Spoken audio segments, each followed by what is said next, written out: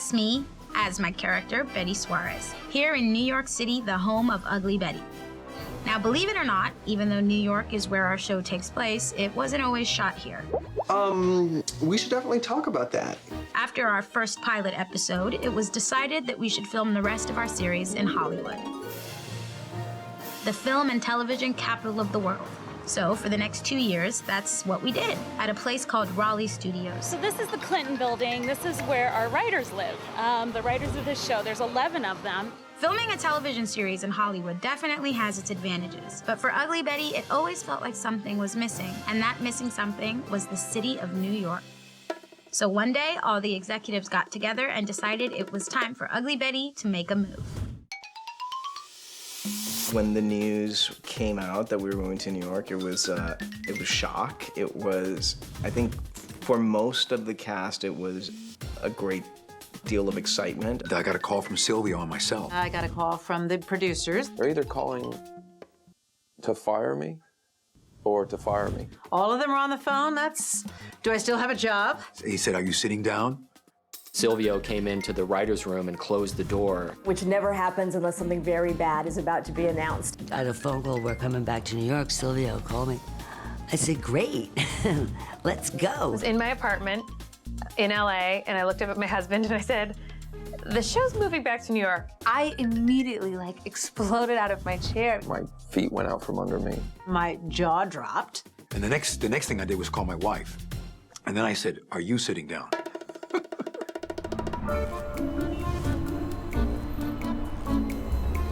New York is such a great and important character in the world of Ugly Betty. It's a show that has wanted to be in New York for a long time. It'll be great to shoot the Suarez house actually at the Suarez house. You know, for the first 2 seasons of the show, whenever we shot the exterior of the Suarez house, it was on the soundstage with green screen. You could only shoot in one direction. Whenever you shot backwards, you were doing composite shots. I'm sorry I'm late. I know most of our conversations seem to start like that lately. LA's got great downtown locations, and you can create a lot of New York City feel in downtown LA and the surrounding areas of LA. But there's nothing that captures Queens.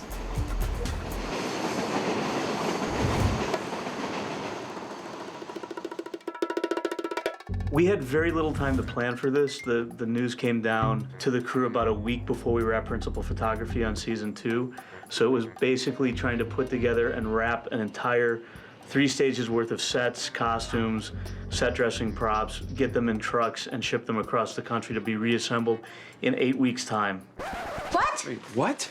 Hardcore. So right behind me here is stage 11. This is where we had our big mode set. All that's really left is the reception area where Amanda sits and the beginning of the tube. So here's what we've got left.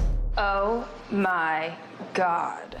This is the tube leading to Betty's desk and Daniel's office. You know, pretty iconic piece of the set. And this is what's left. This is where we have 4 of 11 trucks and lowboys full of sets that are being shipped off to New York City. There are trucks that sit low to the ground so that we can put scenery in them, and you know, they reach up to 13 feet. We have some drivers all ready to head from LA to New York, so they're gonna see the country. Ugly Betty is gonna see the United States.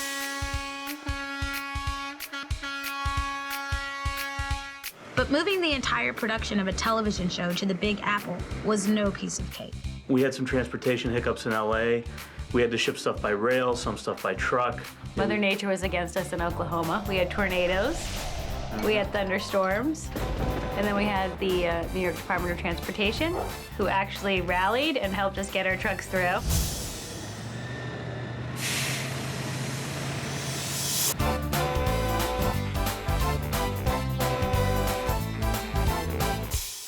Hi guys, welcome to New York City. What took you so long?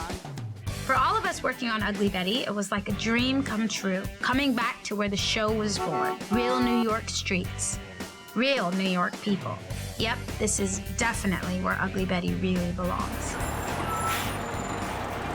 I have been wanting to come back to New York for over 20 years. I was happy to move. I mean, I like New York City. I was born and raised in LA, so it was a nice change. To come back to disgusting weather and the subways and people eating burritos sitting next to you while you ride around the city, that's much more normal, and I absolutely love it. One of the challenges is they dropped us on us, what was it, 4 days before the completion of shooting, and then we just had to, kind of go. By the time all of Mode got here across the country within that 8-week span, we were about 3 weeks out of filming. And there was no way to get Mode up and ready. And we had to shoot elements of 4 episodes in the first 3 weeks of production while the crew had enough time to finish Mode. And so we were out on location, we were jumping around, bouncing directors around, all to give us more time before we moved into Mode. Wow, this is harder than I thought. It's built like a regular office building, so we have to treat it like that, so we have to make sure that we air condition it properly, because the amount of lights that we burn to light up everything creates a lot of heat, and there's a lot of space. The Mode set, which is the big 10,000 square foot set in Los Angeles, that sat on a kind of big square stage.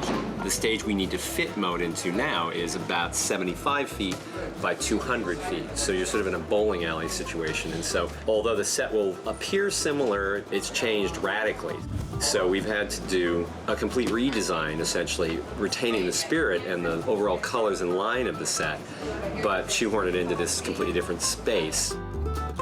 So it's like, it's taking a puzzle, disassembling it, and putting it back together again differently, but so that the audience feels that they're still in Mode. This is Mode as it was built in Los Angeles. To work it out, we built it in the virtual world first. And there's the closet, here's the conference room, looking, from the conference table through into Betty's office, into Daniel's office. Here we are in Daniel's. In the new Mode, you can see the fact that now the tube and the conference room are in line with each other. And you can see how it's basically taking a lot of the same elements and then putting them together again in an entirely different pattern. We got the conference room dead center. It gave us space out the sides. Walk and talks were expanded even longer now. It was a bit more of a challenge than, I would have liked, but there it is. And, it seems to work all right. Really? Wait a minute. I've been on Mode many times, and I remember walking through it for the first time, and I got really lost. I was like, where's Betty's desk? Oh my God, where is everything? I did get a little lost at first. I am constantly getting lost. I still get lost on the set. But it looks so amazing. There was a minute where we all looked at the set and we loved it so much. It's an unbelievable set. It allows creativity. There's a lot more flexibility just making it seem like a real workplace, and to help the actors get lost.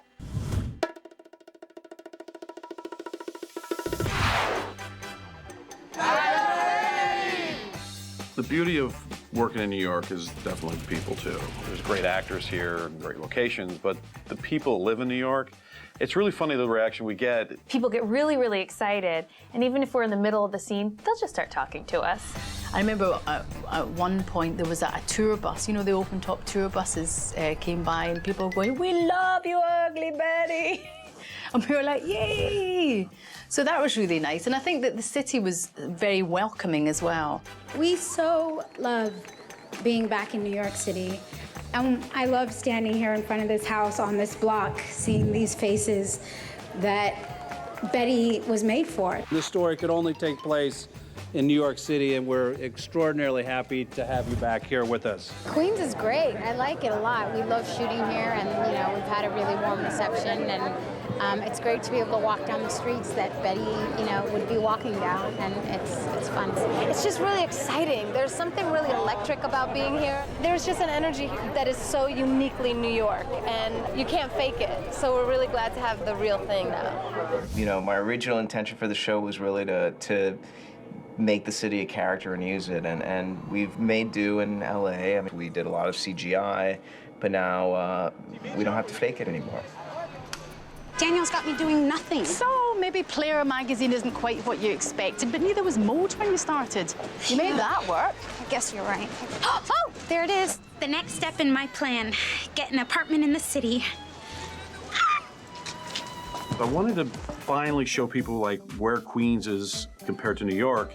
And one of the first shots is Betty, trying to explain to her dad about trying to get a new apartment, and it was a great shot. We're coming off the Chrysler Building, and you think you're in the city, and you dump down, and we're in Queens. And there's Betty, chasing after her dad, and, it's like, trying to talk him into letting her, get her own apartment. Action. Look, you come back with all this talk about change and growing up, and it just makes you sound... What? Makes me sound what? a little naive. Naive? Yeah. I really fought to get the shot because the cops didn't want us in the middle of the road and blah, blah, blah. And I said, this is why we're here. This is the reason we came here, was to put our characters, against this backdrop. And if we can't do this, then why'd we ship everything out here? But I knew that by us coming to New York would open the show. I think that the show is gonna benefit greatly just visually, but I think the writers getting ideas about being in New York and the life in New York will come from real contact on an everyday basis. The bi-coastal aspect was totally ideal because it's a New York City show. It shouldn't be in LA. We have a lot of fun when we go for our episodes. It makes it a little harder when you don't have just quick access to set when you're shooting one of your episodes, but it's fun. It's been great. It's kind of exhausting, but at the end of the day, you're in New York. The show has more of a heart because it doesn't feel like it's fake. It feels like it's really happening. It looks amazing. Yeah, as soon as we saw the first dailies of the first episode shot in New York, then we all sort of realized, it you know what? just made it even bigger and more beautiful, and... I didn't know if you wanted to see Betty walking down New York Street with yellow snow and garbage or something. Like, did you want to see that? But, We do. apparently the world needs that. That's outrageous. How can you say such a thing?